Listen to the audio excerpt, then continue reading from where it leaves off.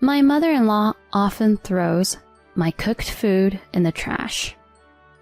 Human food is too good for you. I think water will do for you. It's just right for you, fatty. If you eat pork, you'll end up cannibalizing. Wait, what?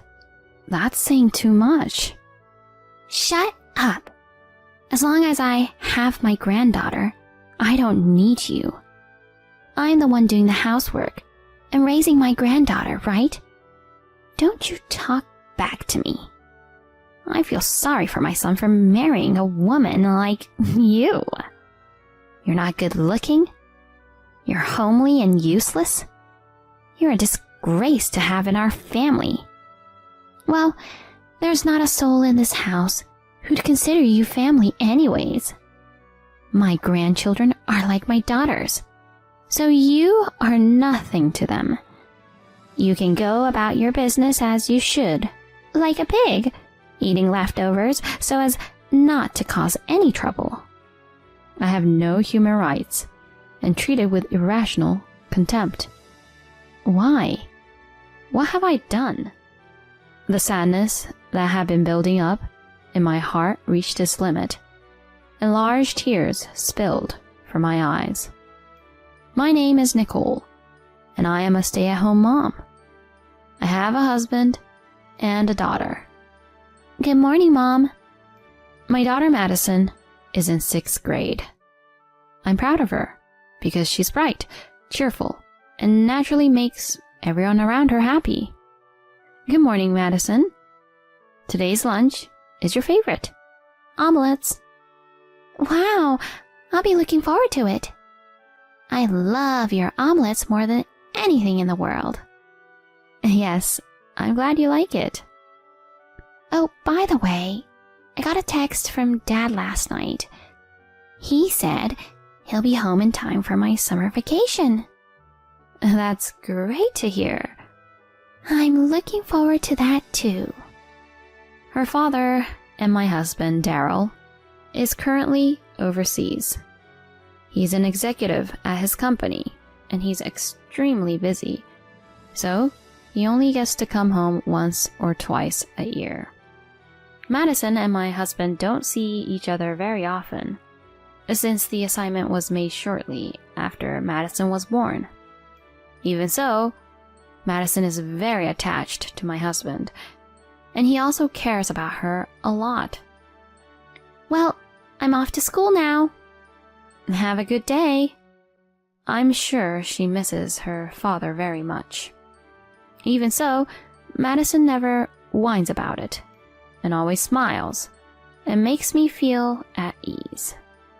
I am the one more worried about my husband's absence, and sometimes gets nervous about things.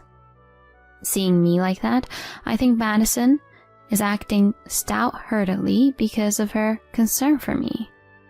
A smart and kind husband, and a good-natured, strong-willed daughter. Thankfully, with these two people in my life, I can say that my life is smooth sailing. Except for one person, my mother-in-law.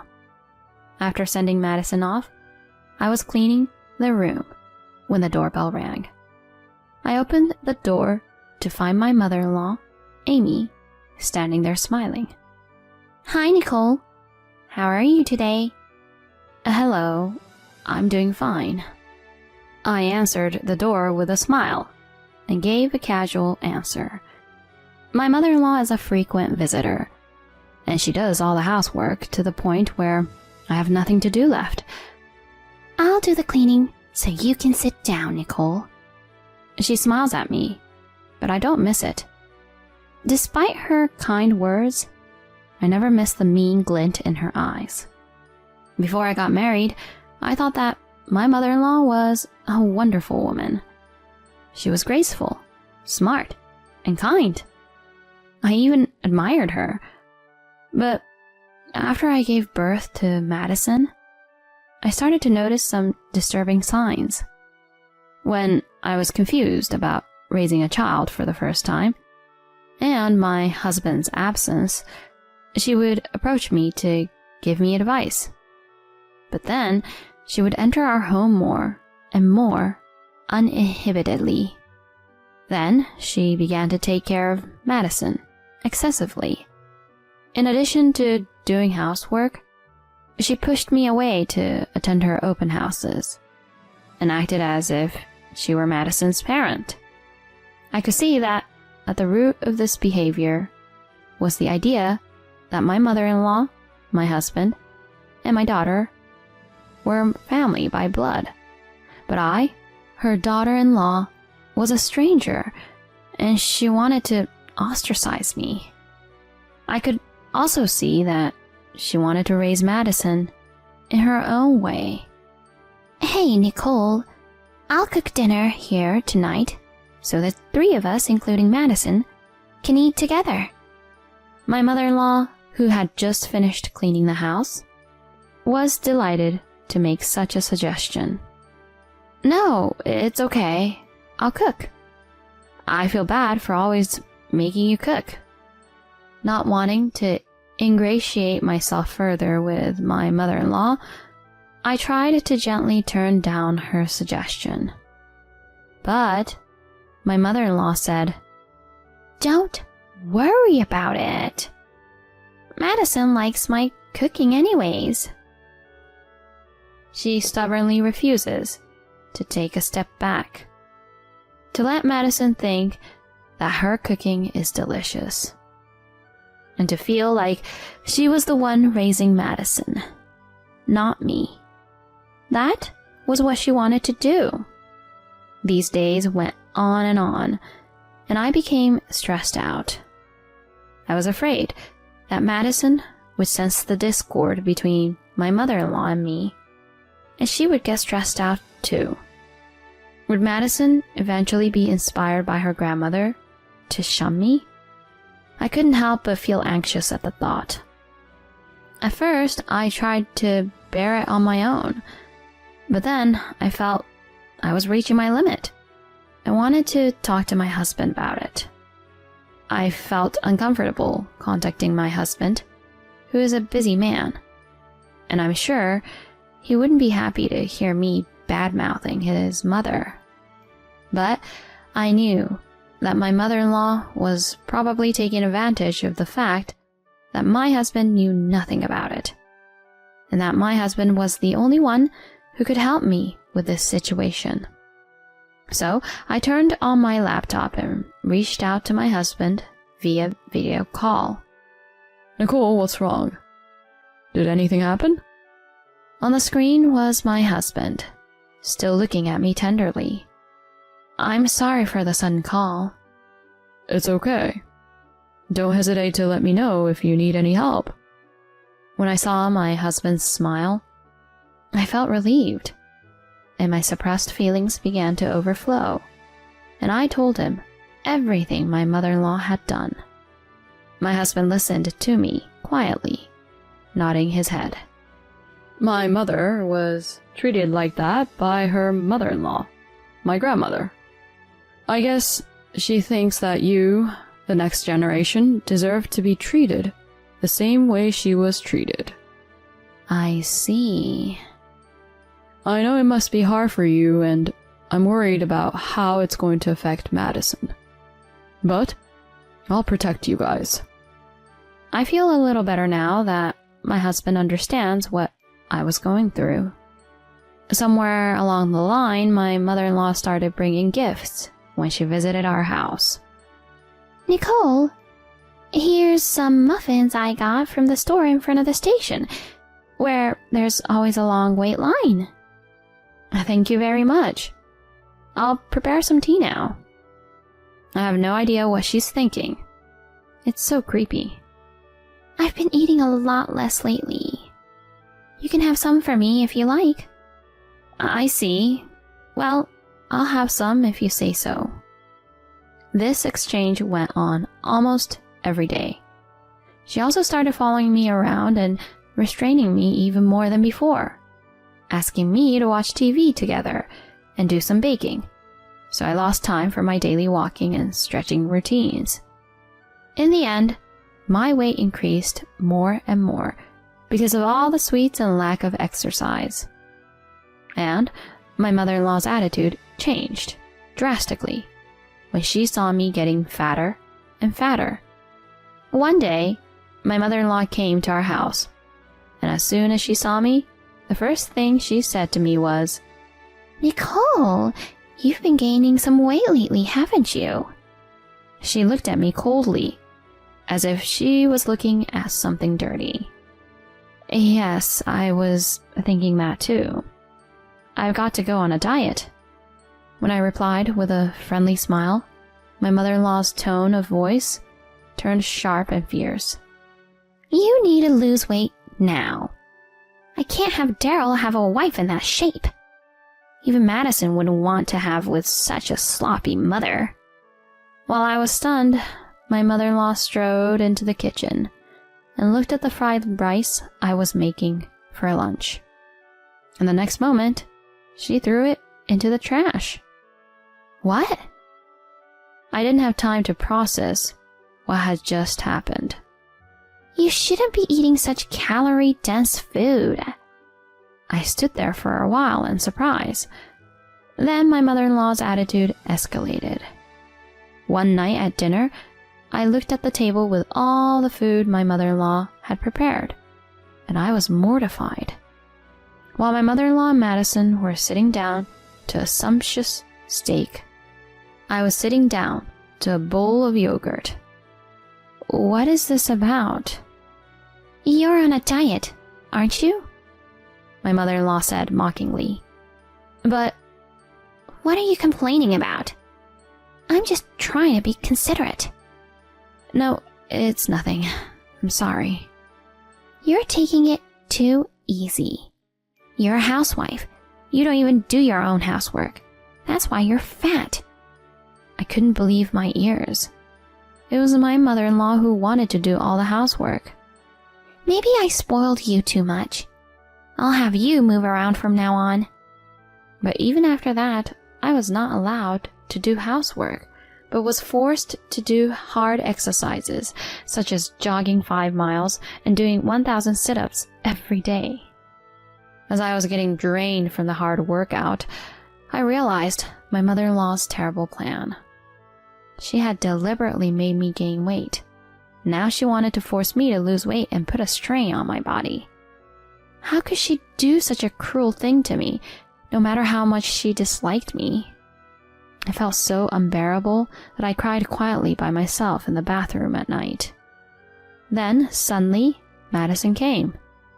I didn't want to worry Madison, so I hastily wiped away my tears. Are you being bullied by Grandma? No, that's not it. You don't have to worry about anything. Even if I hide it, this girl who is more perceptive than most will understand. Mom, I love you for always smiling and listening to what I have to say. I don't care if you've gained weight. Madison. When I heard those words, I had an epiphany. I felt foolish for fearing that Madison might be influenced by her grandmother. She's already grown up enough to be able to make good decisions on her own. I had to be strong too. I am her mother. I must be strong and protect Madison. I can't let my mother-in-law keep letting me down. That was when I had an idea. A few days later, it was Madison's 12th birthday. As usual, my mother-in-law took care of the party and didn't let me do anything. Though I was worried that she would harass me again, I thought she wouldn't make it a big deal on such a big day like Madison's birthday. But I was naive. It seems that my mother-in-law is really rotten at heart. My mother-in-law's order of roast pork for 2 was for 2 people, and there was none for me. Mother, what in the world? I was so disgusted that I couldn't speak. My mother-in-law was sipping a bottle of fine wine all to herself. I ordered delivery for my family. You're just the wife, not my family. She smiled wickedly at me. That's just going too far. My mother-in-law glared at me and put a glass of water in front of me. Shut up. The food is too good for a person like you. I think water will do for you. It's just right for you, fatty. If you eat pork, you'll end up cannibalizing. I glared back at my mother-in-law. I'm family too. I'm Madison's mother. My mother-in-law seemed to flinch a little, but then she quickly reasserted herself and yelled at me. As long as I have my granddaughter, I don't need you. I'm the one doing the housework and raising my granddaughter, right? Don't you talk back to me. At that moment, Madison, who had been silently listening to the conversation between my mother-in-law and me, started to cry. It's my fault, isn't it? You two don't get along with each other because of my birth. Madison burst into tears. Madison! Madison! Madison's distress seemed to make even my mother-in-law panic a little, but she immediately turned to me and said, It's your fault. You made Madison cry. How can you do this to her? And blamed me. And that's when it happened. Mom, that's enough. My husband's voice echoed through the room. Daryl? My mother-in-law looked around in panic. It was understandable that she was surprised to suddenly hear the voice of her son, who was supposed to be abroad. He's here. I lifted up my laptop, which was in a corner of the room, and held it in front of my mother-in-law. On the screen was my husband. I had recently decided to secretly connect a video call with my husband whenever I was with my mother-in-law. That was the idea I came up with to combat her. Mom, Madison is Nicole and my child. One of us isn't the only parent. We're family. That's not true. I know how badly your mother-in-law treated you, and I'm grateful that you raised me the way you did despite that. But you know what, Mom? It's not about the past. It's about the future. It's about how Madison is going to grow up. I won't forgive you if you make Madison sad. But... If you can't understand that, then stay out of our family. Even my mother-in-law, who is like a heartless devil, seems to have a weakness for her beloved son. With that, she plodded her way home. Dad... Madison stares intently at the computer screen.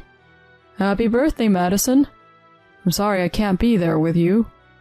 Oh, Dad, you are so cool. Thanks, Dad. I'm glad to hear that. Your mother and I will take care of you no matter what. I was so happy to see them like that. I thought to myself that I was truly blessed to have such a wonderful husband and daughter. But then I came back to reality. My husband has seen me so fat. In the past, I have always tried to avoid having my husband see my body when we used video calls. But today, I let my guard down and exposed my entire body. I'm sorry I've gained so much weight. I quickly apologized. My husband was stunned, but immediately burst out laughing and said, Don't worry about it. You may be chubby, but you're still you, and nothing has changed. Thank you. That's so nice of you. But I'm going to try to lose weight. The room was filled with laughter of the three of us. After that, my husband distanced himself from his mother, who never changed her mind. Not only did she not get her grandchild, her son abandoned her. I'm sure she will spend the rest of her life alone and lonely. Now I live with my husband, who has returned, and my daughter, who is now in junior high school. Needless to say, Madison's face is brighter than ever now that she can live with her father she loves so much. I believe that the family environment created by adults has a great impact on children. I want to be a strong mother and work together with my husband to keep Madison's smile alive.